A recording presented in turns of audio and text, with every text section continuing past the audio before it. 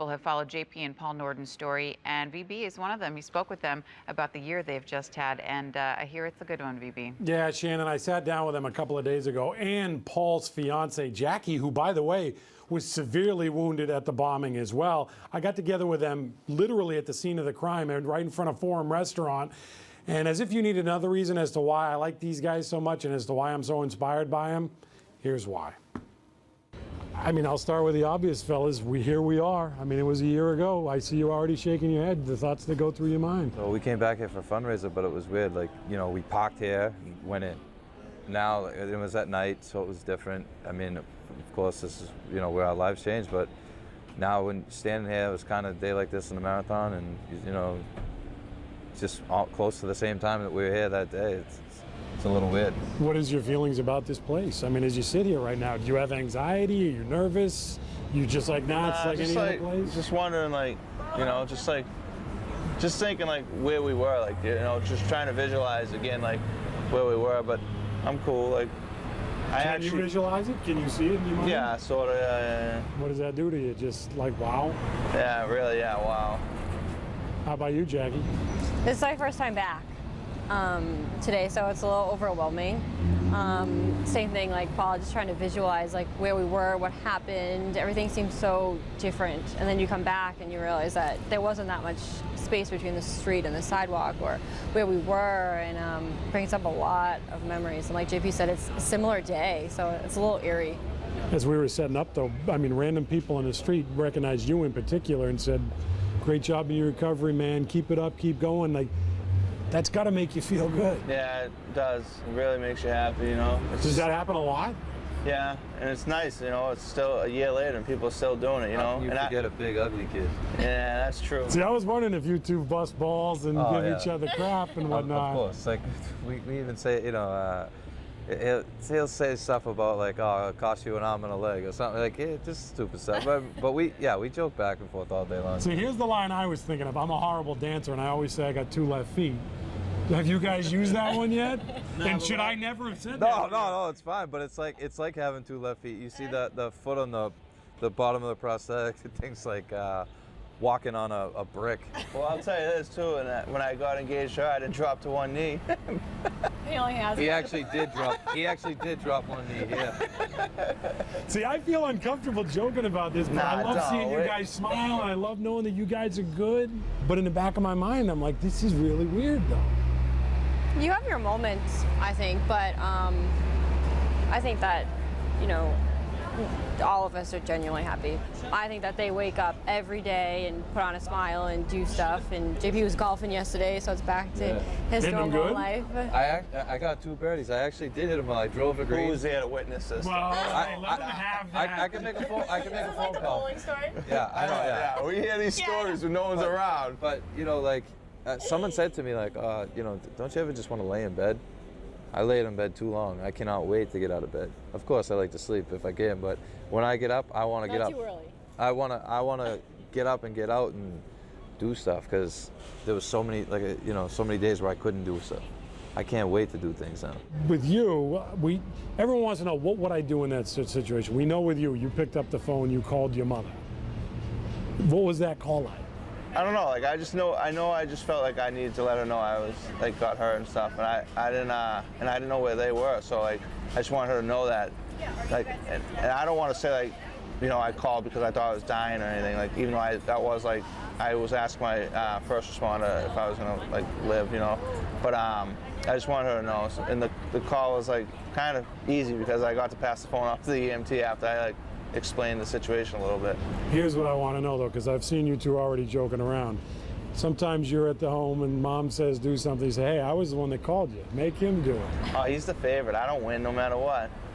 He's the favorite, man. And look at him. He knows. He is the favorite, too. Listen, he asked me to do everything, too. So, like, I don't know what he's talking about. Like, he calls me up the other day to make him dinner. He doesn't know how to cook or anything. Like, so I have to do everything for him, too. He's like having a kid. Are you used to this, or is this always what happens, Jackie? Listen, she's being nice on camera because she gets in right with us. Usually, she though, has my back. Yeah, she does. But that's okay. She's supposed to. Which one of you said, let's write a book on this, or did it come up that way? It was weird. I think it was someone approached us about it, and for a while it was like we didn't think it was going to go anywhere or anything like that. But we wanted to write it because, like, you know, so many people follow us on Facebook and stuff, and it'd just be nice, like, to get the whole story instead of just like what they see on Facebook. Yeah, or, that was the the interviews surprise we to do, us. you know?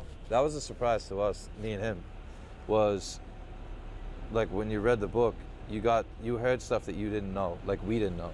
Like everybody's heard me and him in an interview, but what we didn't hear is exactly what our first responders were thinking, or what Jackie was thinking, or Kelly, or my mother, my brother. Like we got everybody, you know, we heard all their sides. And it's not like we ever all sat down and was like, hey, what were you guys thinking at this moment? You know, so it was like you heard stuff and got to learn stuff that we didn't know. So it was like, all right, now this is the whole story. We didn't know the whole story, me and him, until the book. To me, your story is what happened, and you lost legs, and I've seen your leg. You've got shrapnel in there. But man, how this would have been different if one of you made it and one of you didn't. I don't know how the other one would have carried on. That would have been unbelievable. So you must think to yourself, as bad as this was, thank God we're all sitting here today. Oh yeah. So I wouldn't even be able to imagine if something happened to one of them too, like how I would have reacted. I really couldn't even tell you. Yeah, it wouldn't be good, I'm never sure. thought of it like that. I don't think anybody could have thought it like that. But obviously, there was people that did lose their lives, and we think of them every day and feel horrible for them. But I've talked to survivors that say, you know, I'm alone and I'm in my room and I'm thinking no one knows what I'm going through, but you guys do, and That's what I I assume think- you hold on to that. That's, I think, makes it easier for us, because, like, you know what I mean? Like I said, I'm so proud, but I can talk to him or her, and But like, we you know, had, he like, relates to it because he's going through it, you know? Not only like our family, which was over the top, but like our friends, and like unbelievable. Like they came into the hospitals, and like, you know, we didn't have to eat hospital food ever. I had people in my room from 5 in the morning to midnight every day, and then when I was in the hospital still, and he got moved to rehab, these people were going back and forth, and then they never got a break because when he went home, I was at rehab. So like we were only in rehab together for like 3 days or 2 days, and so they only got to do, you know, one trip once, but they went to wherever we were, they were there every day. And it's like, you know, it's stupid as stuff sounds, but like, you know, our friends aren't rich. Like they had to spend $20 a day in parking, and then they brought in food and this and that. And it's like, They miss work. yeah, I mean, not that that's everything, you know, it's not the biggest deal, but you're like, it's is. a lot. Like when we were thinking about it, It meant a lot. Yeah, it meant a lot. It's awesome to meet you guys. It's awesome to talk with you. I know you've shared your story with so many people. Just do us all a favor. Keep smiling like that. I know the week is going to be tough, and the week after is going to be tough, and it's never going to be easy, but keep hitting the birdies. And on May 11th, give your mother the biggest damn hug you ever gave her on Mother's Day, and just keep being who you guys are, because it's awesome. Thank you. Thank you so much. Special thanks to Forum for letting us do that there as well. I love that place, and that was so great. Two things, Gene and Shannon, by the way. Number one, we stuck around a little bit after the interview just to wait and see if JP did make the call to the witness on those 2 birdies. He never did. I'm not saying Paul's right on that one. I'm just believe saying him. we I never got believe the him. confirmation. The other thing is, tonight, Stoneham Theater, 7 to 9. They have a book signing. Do me a favor and do yourself a favor. Buy their book, Twice as Strong. Shake their hands and let them know how great that they are and how they inspire you, because they certainly do me. They're wonderful. They're also incredibly likable. Well, we've known each other a long time, BB. You know I love the way those guys are handling this. And the I way do. they, you know, I thought that's there was a aw- couple of things in there, Gene, that would put a smile on your face. Absolutely. God bless them. Fantastic. They act like true brothers, too. Absolutely. Giving That's each other good. a hard Really, time. yep. BB, great. Thank you so much.